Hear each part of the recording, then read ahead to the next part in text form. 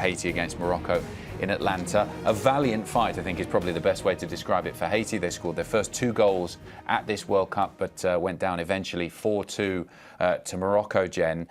Is Morocco getting towards what we need to see if they're going to make a big run like they did in the last World Cup, getting to the semis? Yeah, I think the first 45 minutes was maybe a bit of a wake-up call. I think this was a good test for them. I think this was also a difficult group when you've got big head-to-heads at the start and they've grown into it. I think, for me, it was good to see Morocco score multiple goals. I think that's been quite rare for them. We're much more inclined to see them score a 1-0 or a 2-0. So to see them score 4 and have that reaction that, Haiti were growing into the game, they were doing well. Obviously, an own goal was unlucky for Morocco. But I think we all know they're a top team. They afforded to rest a couple of players. But man, do they have some talent going forward, and they are still a joy to watch. And I think seeing a captain like Hakimi step up and score as well. It's a horse, isn't he? He just never stops running. It's a great word, a horse. I mean, the guy goes, right? He just runs, right? And he doesn't stop running the whole game long. He doesn't play right back. He doesn't play right wing. He plays the position that he's created himself. He's an attacking player from a fullback position that never plays fullback. He obviously has a lot of help when he has Brahim Diaz playing right in front of him. Thought El Kaabi was probably a weaker link up top for them today. Very nice to see them make substitutions and see impact coming off the bench. Rahimi got his goal, very impactful from Alain, and then the youngster obviously closed up the scoring, Yassin. But yeah, the top players played well for Morocco throughout the group stage. But to both of your points here, Morocco, I don't even think they're at 75% of their potential. I think this group, the test that they got was probably against Brazil more than anyone else. Scotland didn't give them enough of a test.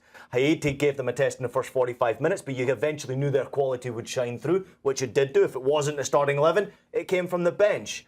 But they are going to get better and better as this tournament goes on. But now we get to the knockout stages, and the way it's lining up, it looks like it could be the Netherlands for them. So there's no room for error. We can show that now to see the percentage chance of who they'll face in the first of the knockout stage, which is the round of 32. And you're quite right. More than likely, it'll be the Netherlands. So this is the winner of that group.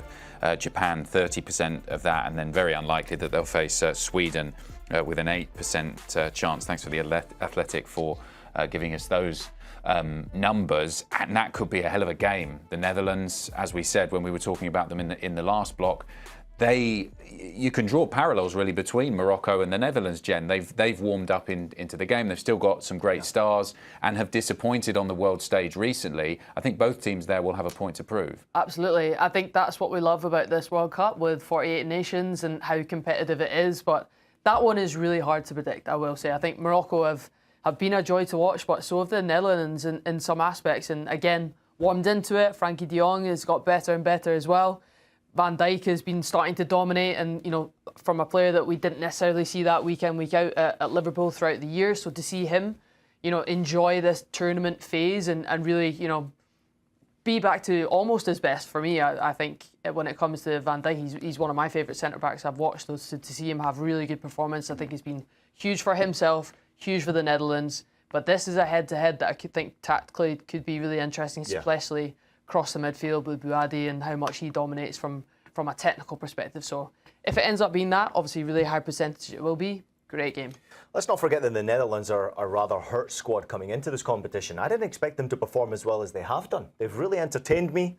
Very free-flowing football, obviously defensively incredibly solid as well. Dangerous on set pieces. I think Van Dijk's been excellent in this competition, which has been wonderful to see him. Obviously with his leadership, it's one thing, but actually stepping up and being a real problem from set pieces is something completely different. Their fans are terrific, as are the Moroccan fans. This game will take place in Monterrey, if I'm not mistaken, in Mexico, which will be fantastic to see both of those supporters make the trip down there and make this a very colourful and cultural event. But I have no idea how to predict this one, because the Netherlands playing in the form that they're in right now, dangerous. They're dangerous for any team left in this competition.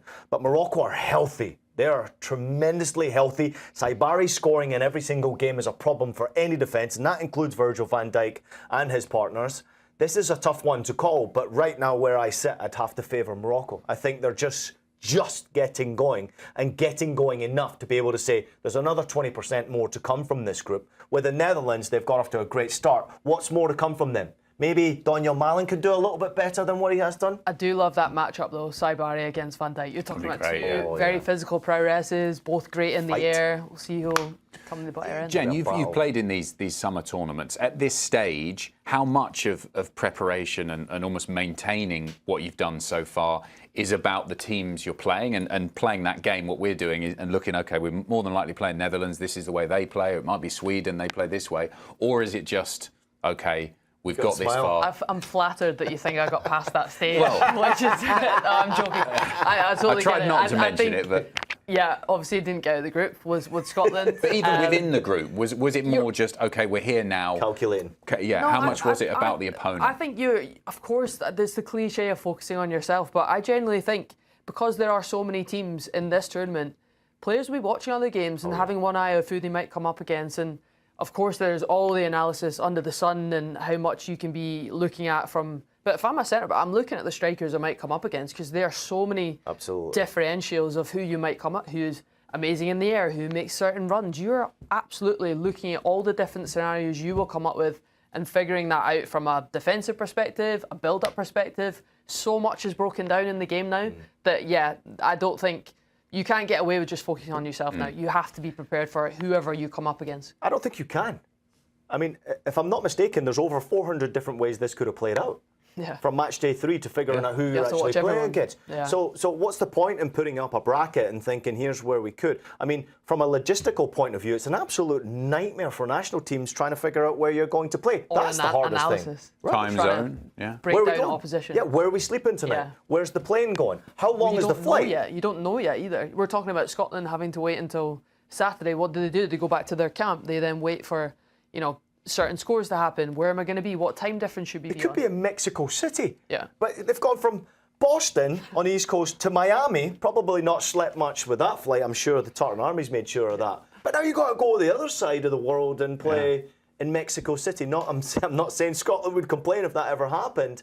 But yeah, I mean, it's a logistical nightmare. And for players in particular, I didn't play at Jen's level, but for me, competing in youth national teams tournaments and youth Olympic games, you were always looking at what could potentially happen here, where are we going, what are we doing? Yeah, this is going to be interesting how it plays out. And even the teams, unlike Scotland, who have to wait to learn their fate, they've still got a long time to wait. More than likely it's the Netherlands, but you've got a long time to prepare for that game.